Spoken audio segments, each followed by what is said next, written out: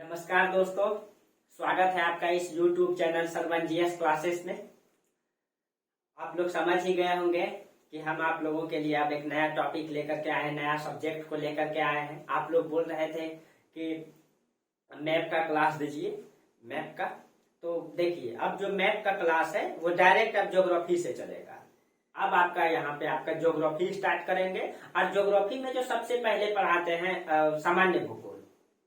सामान्य भूगोल से ही आपका वहां उसके बाद जो पढ़ाएंगे आपका मैप, यानी मैप का क्लास बेहतर होगा आपका कि ज्योग्राफी से शुरू से ही पढ़ेंगे। तो अब आपका पूरा ज्योग्राफी का ही क्लास चलेगा, ये पूरा। इसमें आपको मैप जो है, मैप का बेहतर नॉलेज हो जाएगा आपको, ठीक है। मैप का अभी तुरंत अभी समझ में आ जाएगा कि हम लोगों को क्या क्या पढ़ना है। मैप का बेहतर नॉलेज हो जाएगा, प्लस में आपका ज्योग्राफी का क्लास ये कंटिन्यू रहेगा। अब आपको प्लेलिस्ट बना दिए हैं, एक क्लास आपका हिस्ट्री का चलता है और एक क्लास आपका ज्योग्राफी का चलेगा। और ये आपका ज्योग्राफी क्लास है उसमें, ठीक है, प्लेलिस्ट में आप जाएंगे मेरा, उसमें मिल जाएगा, सबका पीडीएफ मिलता रहेगा, कंटिन्यू मिलता रहेगा, ठीक है। देखिए, अब आप लोग जो है इस क्लास में ज्योग्राफी की क्लास करेंगे। अब आप लोगों की समस्या, धीरे धीरे समस्या का आप लोगों का निदान हो जाएगा, ठीक है।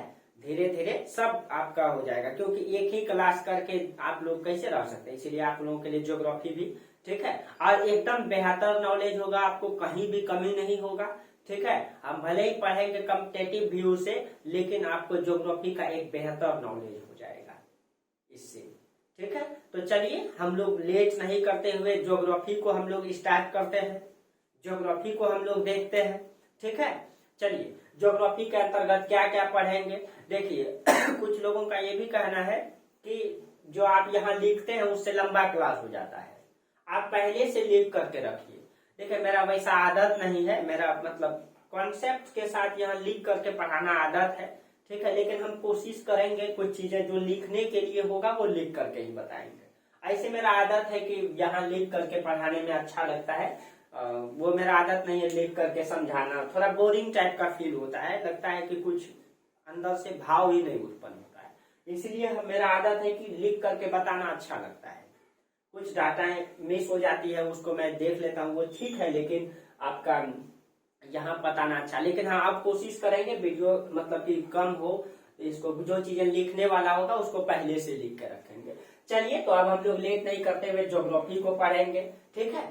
तो सबसे पहले हमको ये जानना जरूरी है कि ज्योग्राफी किसे कहते हैं, ज्योग्राफी की परिभाषा जानना जरूरी है, ठीक है। फिर हम इसको समझाएंगे आपको, हम ये क्यों लिखे हैं, क्या क्या करना है, हमको कैसे पढ़ना है, ठीक है। एकदम ये शुरू से क्लास है आपका ज्योग्राफी का, ये नहीं सोचिएगा मैप से, नहीं, ज्योग्राफी का शुरू से क्लास है। क्योंकि यही टॉपिक को हमको फिर मैप जो अलग से पढ़ा देते हैं, तो फिर वही मैप को हमको ज्योग्राफी में पढ़ाना होता है, इसीलिए हम डायरेक्ट आपका ज्योग्राफी क्लास ही ला दिए, ठीक है। अभी इसमें सब चीजें आपको बताएंगे कि क्या क्या होना चाहिए। अब देखिए, अगर आपसे पूछेगा कि ज्योग्राफी क्या है, ज्योग्राफी की परिभाषा, ठीक है। तो चलिए, अब हम स्टार्ट करते हैं, लेट नहीं करना है।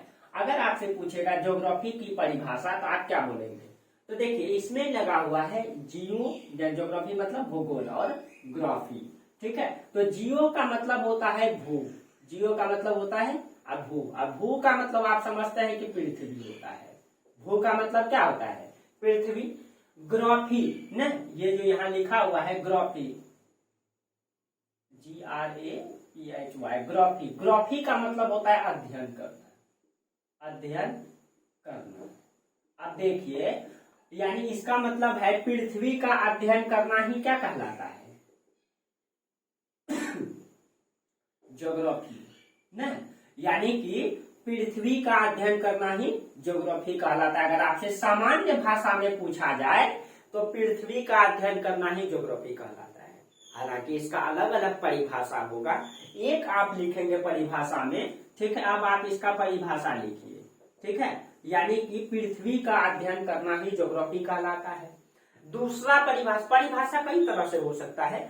दूसरा परिभाषा है जो ज्योग्राफर बताते हैं कि ये भूदृश्य पर दिखे जाने वाले सभी भौतिक और सांस्कृतिक अभिलक्षणों का अध्ययन करना ही ज्योग्राफी कहलाता है या भूगोल कहलाता है, ठीक है। देखिए, ये आपका ये जो है आपका पृथ्वी है, ये पृथ्वी पर या ये भौतिक अभिलक्षण, इस पृथ्वी पर दिखे जाने वाले सभी भौतिक एवं सांस्कृतिक अभिलक्षणों को हम लोग क्या कहते हैं, तो ज्योग्राफी कहते हैं। आप ये भी कह सकते हैं, ठीक है।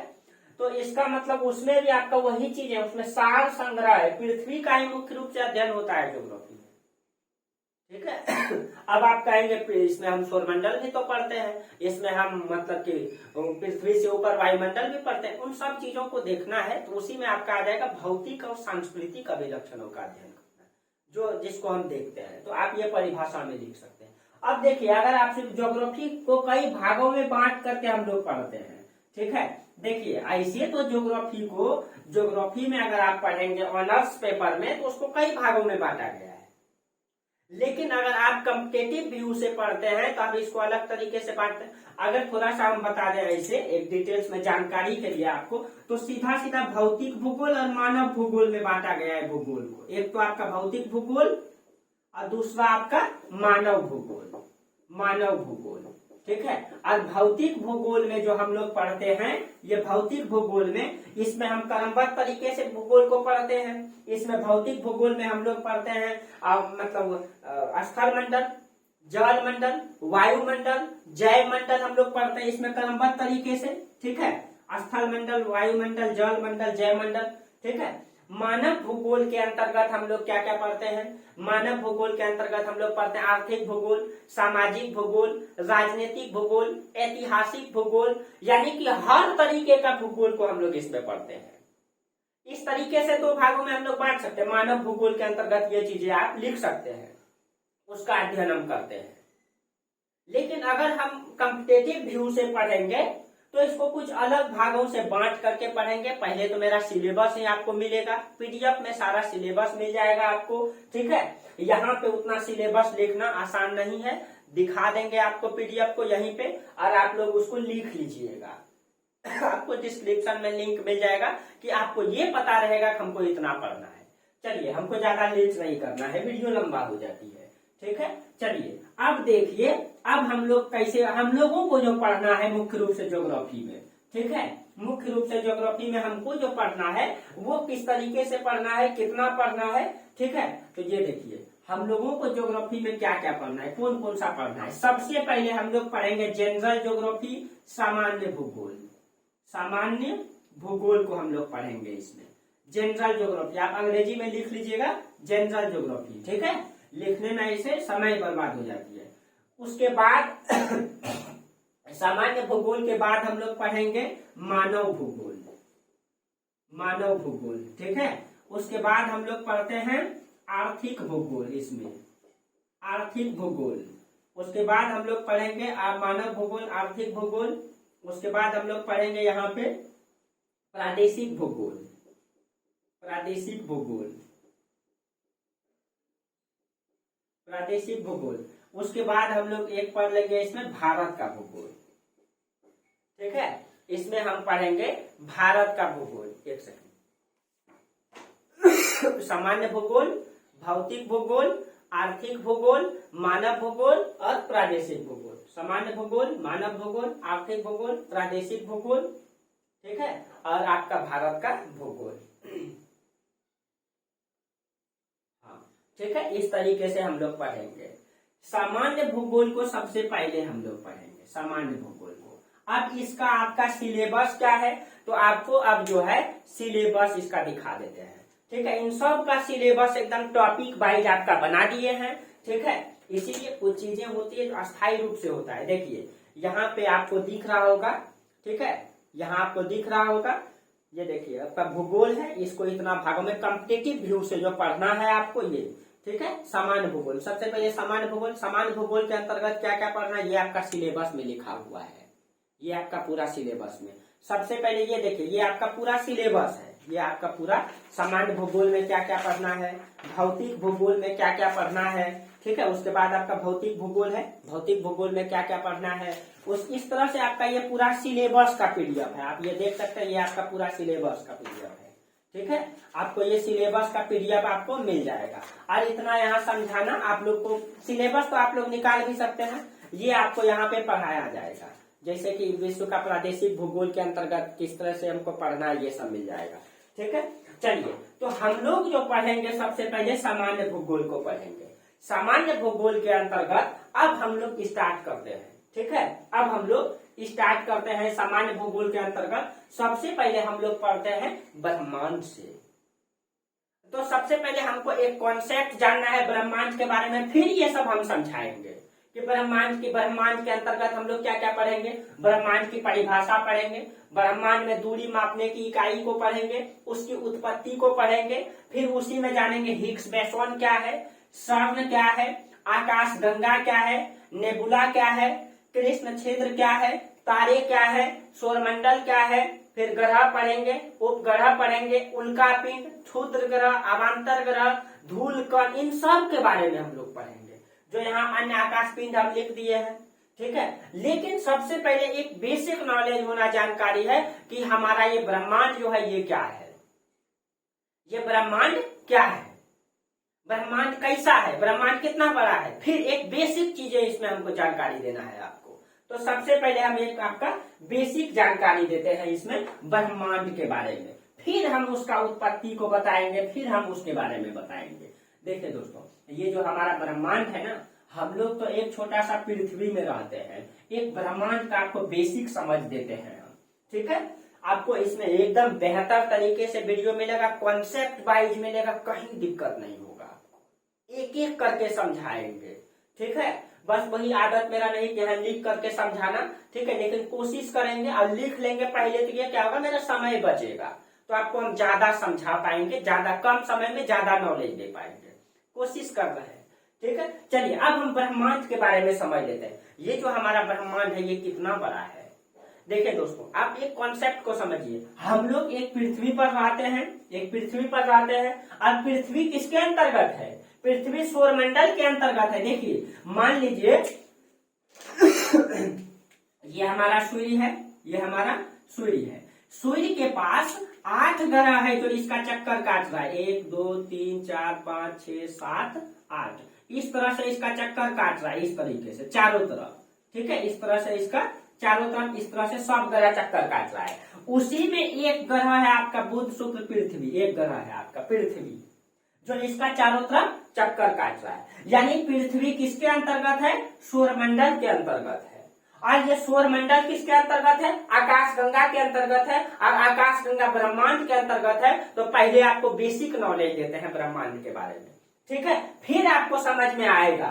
ठीक है, तो ज्योग्राफी में कहीं भी दिक्कत नहीं होगा अब आपको। ठीक है, बस आप कंटिन्यू क्लास कीजिए। अब हम ब्रह्मांड के बारे में बताते हैं। पहले देखिए, माना जाता है, फिर हम उत्पत्ति, फिर ये हम समझाएंगे। ठीक है, कि क्या क्या है। अब देखिए, पहले हम ब्रह्मांड के बारे में समझ लेते हैं, ब्रह्मांड क्या है, कितना बड़ा है, फिर हम कल से इन सब चीजों का चर्चा करेंगे। ठीक है, अब देखिए, ये जो हमारा ब्रह्मांड है, जैसे हम लोग का जो सौरमंडल है, ठीक है, मान लीजिए सौरमंडल के अंतर्गत ये देखिए, ये एक गैलेक्सी है, ये एक गैलेक्सी है। ठीक है, जो आकाश गंगा जिसको हम कहते हैं, इस गैलेक्सी के अंतर्गत जो है, इस गैलेक्सी के अंतर्गत ये अरबों तारे हैं, अरबों तारे। ठीक है, ये मान लीजिए ये सब तारा है आपका, और अरबों है, ऐसा जो है अरबों तारा है एक गैलेक्सी के अंतर्गत। ठीक है, इन सब का बेसिक कॉन्सेप्ट पहले एक मतलब कॉन्सेप्ट बता रहे हैं। ये गैलेक्सी है, इसके अंतर्गत अरबों तारे हैं, और उसमें से जैसे आप कहते हैं सूर्य एक तारा है, हमारा सूर्य एक तारा है, तो उसमें से मान लीजिए एक तारा, ये वाला हमारा तारा है, ये वाला तारा हमारा है, और इस तारे के पास कॉन्सेप्ट समझिएगा दोस्तों एकदम बारीकी से। ठीक है, अब इस तारे के पास जो है, इस तारे के पास हमारा जो तारा है, इसके पास 8 ग्रह है, इस तरीके से 1 2 3 4 5 6 7 8, इसको मिटा देते हैं, और ये इसका चारों तरफ चक्कर काट रहा है, इस तरीके से आयताकार मतलब सॉरी अंडाकार पथ पे इस तरह से मान लीजिए चक्कर काट रहा है। ये एक सौरमंडल है। ठीक है, अब देखिए, एक तारा इतना बड़ा शेप को छेका, मतलब कि आकार को छेका है, ये एक सौरमंडल है, समझिएगा। ठीक है, और इसमें से एक तारा हम लोगों का है, ये एक तारा हम लोगों का है, ये पूरा सौरमंडल के बाद ही दूसरा तारा है, सौरमंडल के बाद ही दूसरा तारा है। अब देखिए, ये जो हमारा सौरमंडल है, सौरमंडल में तीसरा ग्रह हमारा पृथ्वी है, इसको थोड़ा सा हम बाहर में समझाते हैं आपको। ठीक है, अब देखिएगा, ये हमारा सूर्य है, ये हमारा क्या है, सूर्य है। सूर्य के पास कितना ग्रह है, सूर्य के पास 8 ग्रह, 1 2 3 4 5 6 7 8, ठीक है। अब ये हमारा पृथ्वी है, और हम लोग जानते हैं कि पृथ्वी का एक उपग्रह है आपका चंद्रमा, जो पृथ्वी का चक्कर काटता है। देखिए, और ये पृथ्वी से 3 लाख समथिंग में ऐसे कुछ है, 94,000 कुछ किलोमीटर, 3,84,400 किलोमीटर है समथिंग में, ठीक है। 3,84,400 किलोमीटर है। क्या हम लोग सही से चंद्रमा पे जा पाए हैं क्या आज तक? सही से इंसान को आज एक लैंडर लैंड किया है, पता नहीं चल पा रहा है कहाँ है। अमेरिका दावा तो करता है कि हम भेज दिए थे 1969 में नील आर्मस्ट्रांग को, लेकिन बहुत सारे तत्व उसके विपक्ष में आ रहे हैं कि नहीं, भेजा ही नहीं है कभी। क्योंकि अभी तक अगर वो चंद्रमा पे आदमी को भेज दिया होता 1969 में, तो अभी तक तो वो घर बना लेना चाहिए। जब 1969 में भारत सही से पैंट नहीं पहनता था और वो चंद्रमा में पहुंच गया था। बुरा नहीं मानिएगा, सच्चाई यही है, उस समय भारत के पास खाने के लिए नहीं था और वो चंद्रमा में पहुंच गया था, तो अभी तक तो घर बना लेना चाहिए। इसके विपक्ष में बहुत सारा तर्क है जो हम इसमें बताएंगे आपको। देखिए, अब सही से हम लोग क्या चंद्रमा में पहुंच पाए हैं? यहां से यहां जा पाए हैं क्या? नहीं जा पाए हैं। अब आप ही सोचिए, ये सौरमंडल कितना बड़ा है, और हम लोग मंगल ग्रह और इसमें जाने की बात तो कर रहे हैं, डेवलप तो कर रहे हैं, ठीक है। कितना बड़ा है, क्या हम यहाँ से निकल करके यहाँ नहीं निकल जा पाए आज तक सही से? बगल का, यानी ये हमारा पृथ्वी है, इसके बगल में चंद्रमा है, यहाँ नहीं जा पाए हैं, और इसके बगल दूसरा वाला ग्रह है ये। उसके बाद यहाँ पे इतना बड़ा सौरमंडल है, क्या हम लोग सौरमंडल से बाहर निकल सकते हैं क्या? नहीं निकल सकते हैं। इतना बड़ा सौरमंडल है, आज तक सही से चंद्रमा पे नहीं जा पाए हैं, तो सोचिए दूसरा ग्रह में कैसे जाएंगे? और इस सूर्य के पास 8 को ग्रह है, 8 ग्रह है, ठीक है। अब देखिए, इसके पास 8 ग्रह, इसका मतलब ये सौरमंडल कितना बड़ा है? बहुत बड़ा है। हम अपना पृथ्वी में जहां आप रहते हैं, जहां पे दिल्ली रहे, पटना रहे, पंजाब, वहां उस शहर सही से नहीं घूमे होंगे। सोचिए पृथ्वी कितना बड़ा है।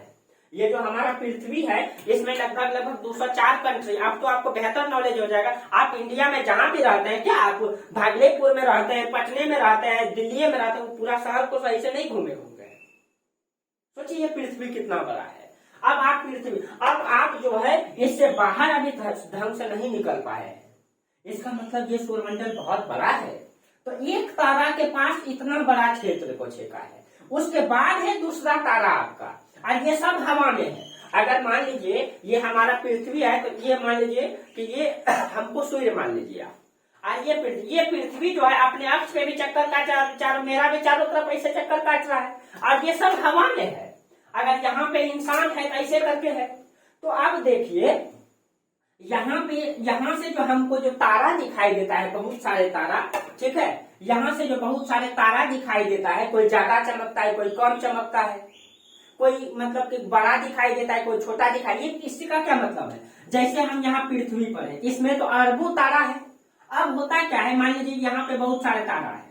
अब ये जो कुछ तारा नजदीक में है, ये हमारा पृथ्वी है, कुछ तारा दूर में है, यानी इधर का जितना भी तारा है, कुछ दूर में है, कुछ नजदीक में, कुछ बड़ा है, कुछ छोटा है, जैसे अपना ग्रह है।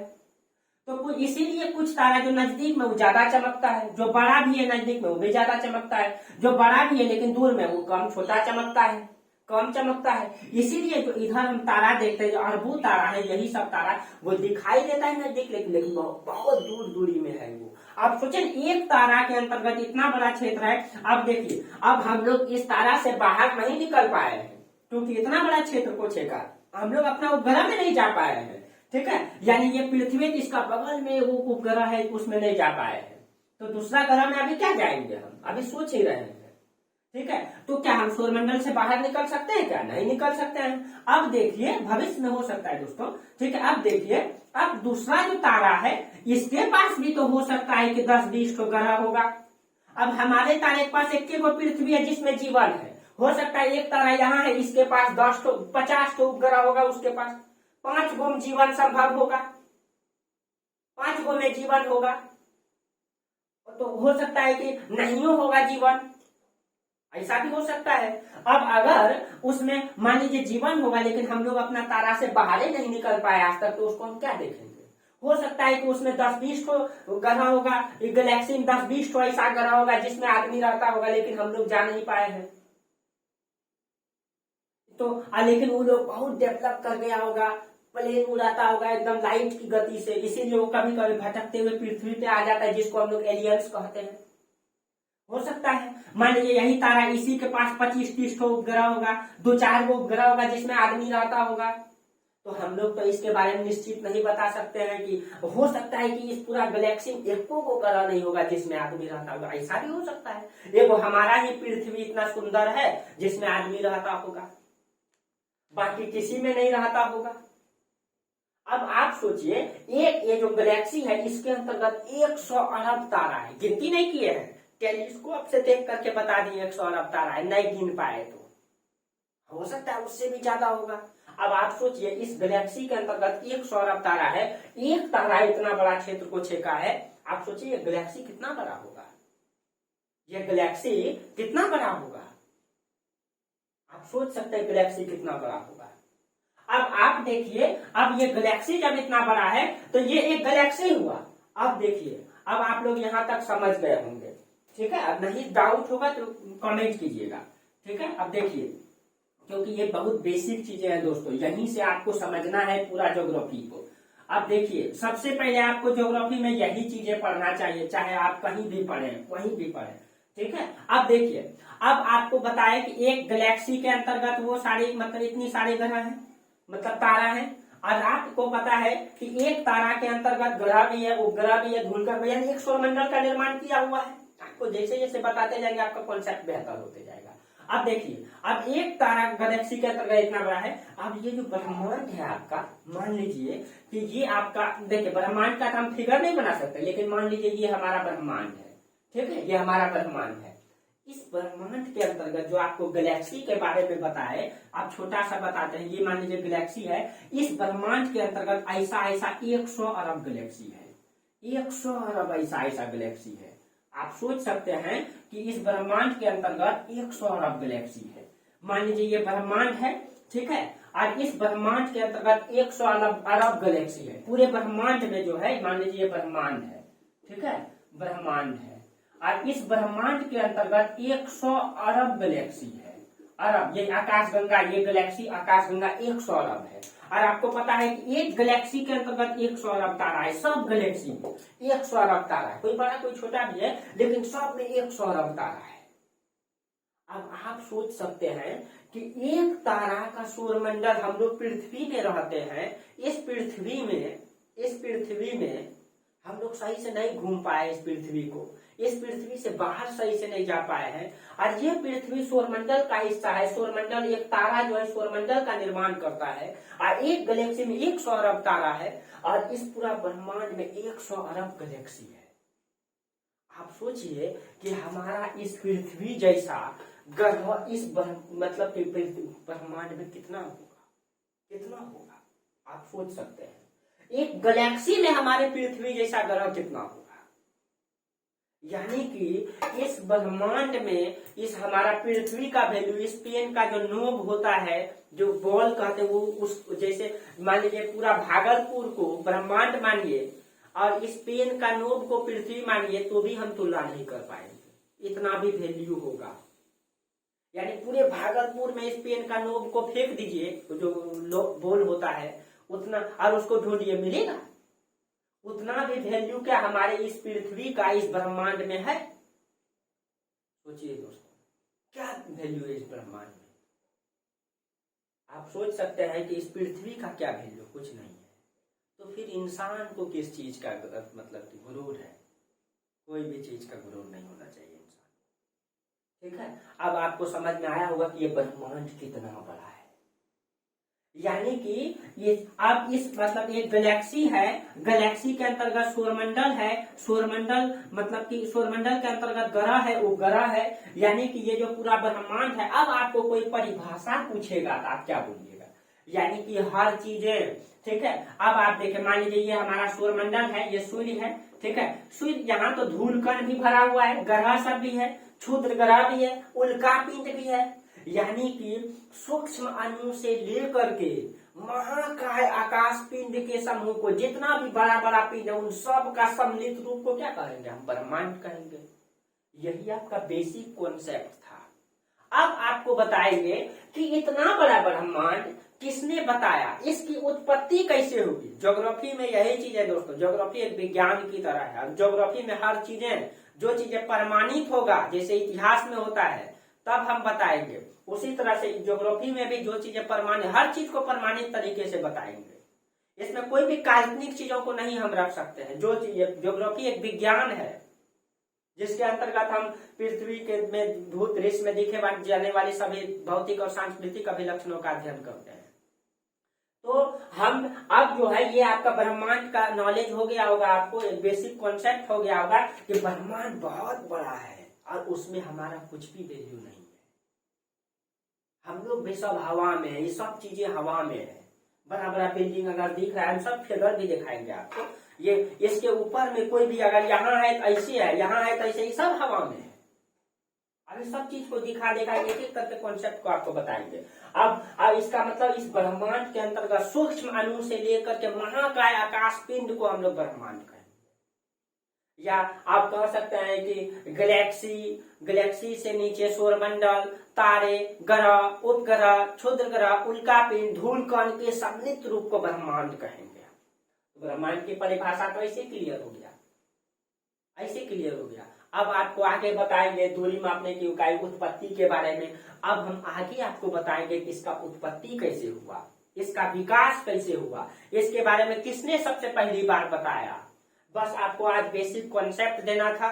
कल से आपको एकदम बेहतर तरीके से पूरा क्लास में जो है आपको पूरा तरीके से इसका उत्पत्ति विकास, अब आपका प्रतिदिन क्लास चलते रहेगा और इसमें आपका ज्यादा लंबा वीडियो नहीं जाएगा। ठीक है, इन सब चीज जो चीजें लिखने वाला होगा हम लिख करके दे देंगे। ठीक है, बाकी आपका क्लास बेहतर कॉन्सेप्ट रहेगा, आपका कमी नहीं रहेगा। मेरा क्लास में आपको कमी नहीं रहेगा कभी, मेरा आदत नहीं है कि जो छोड़ छाड़ के पढ़ाना, इसीलिए पूरा कंप्लीट पढ़ाएंगे ज्योग्राफी। आप लोग सभी जुड़ जाइए, ठीक है, सपोर्ट कीजिए, इस चैनल को आगे बढ़ाइए, फिर हम आप लोगों के लिए बेहतर से बेहतर प्रयास करेंगे। थैंक यू, धन्यवाद आप लोगों को।